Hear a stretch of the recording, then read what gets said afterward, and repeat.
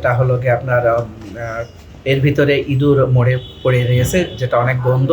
আমরা পবিত্র মাহে রমজান উপলক্ষে বাজার মনিটরিং করছি।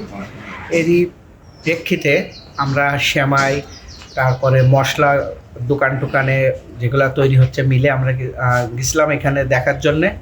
তাই এই অভিযান পরিচালনা করে আমরা দুটা বেকারি মনিটরিং করেছি একই সাথে। একটা হলো মৌসুমি ফুড এবং অনন্যা। মৌসুমি ফুডে আমরা দেখি যে ওনারা মেয়াদ উত্তীর্ণ ফ্লেভার, তারপরে ওনাদের যে ডালডাটা, যেটা হলো গিয়ে আপনার এর ভিতরে ইঁদুর মরে পড়ে রয়েছে, যেটা অনেক গন্ধ কয়েকদিন আগে। এবং তারা যে প্রোডাক্টগুলো তৈরি করতেছে এগুলো অনেক 4-5 দিন আগে তৈরি করে আজকে সব ডেট দিয়ে বাজারে ছাড়ছে। তাই এই অপরাধের জন্য মৌসুমি ফুডকে 1,00,000 টাকা জরিমানা করা হয়েছে। এবং একই সাথে আজকে এখানে যে অনন্য ফুড, ওনার এখানে এসে আমরা দেখি যে ওনারা যেগুলা গতকালকে মেয়াদ উত্তীর্ণ হয়ে গেছে পাউরুটি, এই প্যাকেটগুলোকে আবার নতুন আজকের ডেটে নতুন পাউরুটির সাথে বাজারজাত করছে। এই জন্যে ওনাকে এই কারণে 50,000 টাকা জরিমানা করা হয়েছে। স্বাস্থ্যকর হালিম, রাঁধুনি হালিম। হালিম হোক রাঁধুনি হালিম।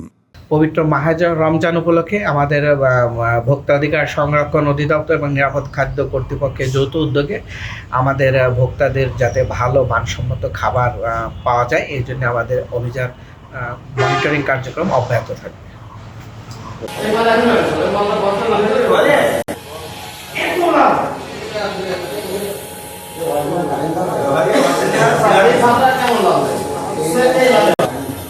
কেমন